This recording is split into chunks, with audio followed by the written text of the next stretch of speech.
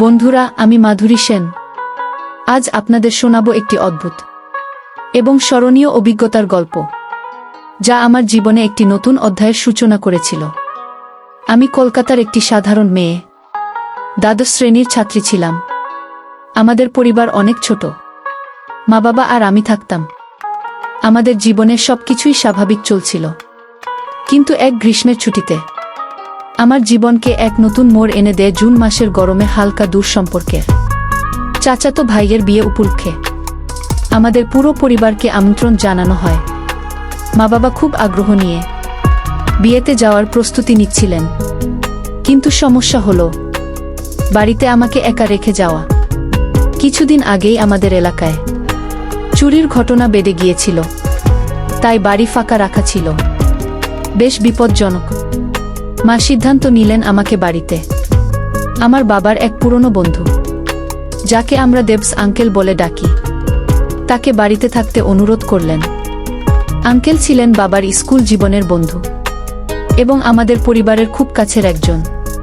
তিনি খুব ভালো দাবা খেলতেন এবং আমিও দাবা খেলা জানতাম। তিনি দাবার খুব বড় ভক্ত। বাবা আঙ্কেলকে ফোন করে বললেন, তুমি যদি কয়েকদিন আমাদের বাড়িতে থাকতে পারো, তাহলে তোমার সঙ্গ প্রীতির জন্য নিরাপদ হবে। আঙ্কেল খুশি মনে রাজি হয়ে গেলেন এবং বললেন, কোনো সমস্যা নেই, আমি অবশ্যই থাকব। শীঘ্রই মা বাবা বিয়ের অনুষ্ঠানের জন্য রওনা দিলেন এবং সন্ধ্যায় আঙ্কেল আমাদের বাড়িতে এসে পৌঁছালেন। তিনি এক গুচ্ছ গল্প শোনাতে শুরু করলেন এবং খুব অল্প সময়ের মধ্যেই আমাদের দুজনের মধ্যে বেশ ভালো বন্ধুত্ব হয়ে গেল। ঘুরে ফিরে আসতো দাবা খেলা। তিনি বললেন, মাধুরী, তোমাকে দাবা খেলা শেখাতে হবে। এটা কিন্তু শুধু খেলা নয়, জীবনকে বুঝতে শেখায়, কৌশল তৈরি করতে শেখায়। আমি তার কথা শুনে বেশ আগ্রহী হলাম, কারণ আমি নিজে দাবা খেলতে পারতাম। সেই রাতে আমরা একসঙ্গে ডিনার করলাম, আর খাওয়ার পরেই আঙ্কেল দাবা খেলার বোর্ড নিয়ে এলেন। প্রীতি, চলো আজকের রাতটা দাবার জন্য বরাদ্দ। তুমি প্রস্তুত তো? আমি প্রথমে দ্বিধা করলেও পরে খেলতে রাজি হলাম। খেলা শুরু হলো। আঙ্কেল বেশ ধীরস্থিরভাবে বোর্ডের ওপারে বসে আমার দিকে চেয়ে বললেন, দাবা শুধু মন আর ধৈর্যের খেলা নয়, এটা জীবনের অনেক কিছু শেখায়। কিভাবে বিপদ থেকে বেরিয়ে আসা যায়, প্রতিপক্ষের চাল আগে থেকেই বুঝে নেওয়া। আঙ্কেল কেবল ভালো খেলোয়াড়ই নন, তার চোখে একটা অদ্ভুত সচেতনতা রয়েছে। তিনি আমার প্রতিটি চাল খুঁটিয়ে খুঁটিয়ে দেখছেন আর প্রতিটি ভুল ধরিয়ে দিচ্ছেন। আমি বারবার হেরে যাচ্ছিলাম, কিন্তু তিনি প্রতিবারই আমাকে নতুন কৌশল শেখাচ্ছিলেন। এক সময় আমি অনুভব করলাম, দাবা খেলার প্রতিটি চাল যেন আমার জীবনের প্রতিফলন। প্রতিটি পরিকল্পিত হওয়া চাই, এবং কোনো ভুল করলে সেটা শুধরাতে সময় লাগে। কয়েকদিন ধরে আমরা প্রতিদিন রাতেই দাবা খেলতাম। দাবার মাধ্যমে আমি অনেক কিছু শিখলাম: ধৈর্য, সঠিক সিদ্ধান্ত নেওয়া এবং জীবনের প্রতিটি মুহূর্তকে মূল্য দেওয়া। আঙ্কেল আমাকে বলতেন, জীবনও দাবার মতো প্রীতি, কখনো কখনো কিছু পদক্ষেপ পিছিয়ে আসতে হয়, যেন পরে সঠিক সিদ্ধান্ত নেওয়া যায়। এই অল্প সময়ে আঙ্কেল এবং আমার মধ্যে ভালো সম্পর্ক তৈরি হয়।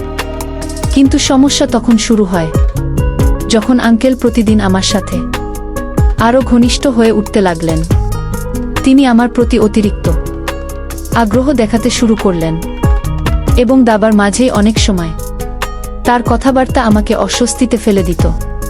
প্রথমে আমি এইসব বিষয়কে উপেক্ষা করার চেষ্টা করতাম, কিন্তু ধীরে ধীরে তার আচরণে একটি অদ্ভুত পরিবর্তন লক্ষ্য করলাম। একদিন আমরা খেলতে খেলতে আঙ্কেল আমার খুব কাছে চলে আসেন আর তার হাত আমার কাঁধে রাখেন এবং আমার উপর ঝাঁপিয়ে পড়েন। আমাকে মাটিতে শুয়ে ফেলেন। আমার শরীরের উপর উঠে জোর করে আমার পাজামার রশি খুলে ফেলেন এবং আমার বুকের ওড়না খুলে আমার বুকের বল দুটি ধরার চেষ্টা করেন। আমার বুকের বলে হাত দিতেই আমি তৎক্ষণাৎ মাটি থেকে উঠে দাঁড়ালাম এবং নিজের ঘরে চলে গেলাম এবং ঘরের দরজা আটকে দিলাম। সাথে সাথে পুলিশকে ফোন করলাম। পুলিশ এসে আঙ্কেলকে ধরে নিয়ে গেল। সেদিন আমি উপলব্ধি করলাম, দাবা খেলা যেমন জীবনের কৌশল শেখায়, তেমনি আমাদের জীবনে সতর্ক থাকতে শেখায়। সব সময় সতর্ক থাকা কতটা জরুরি। প্রতিটি সম্পর্কের সীমানা নির্ধারণ করা উচিত এবং নিজেকে রক্ষা করতে জানতে হবে। এভাবেই দাবা খেলার মাধ্যমে আমি শিখলাম জীবনের সবচেয়ে বড় শিক্ষা, সীমানা বজায় রাখা এবং প্রতিটি পদক্ষেপে সতর্ক থাকা।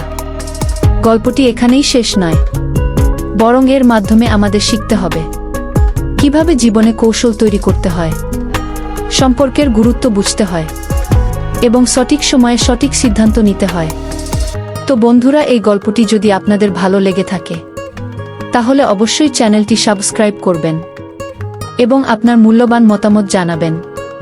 ততক্ষণ পর্যন্ত ভালো থাকুন, সুস্থ থাকুন। ধন্যবাদ।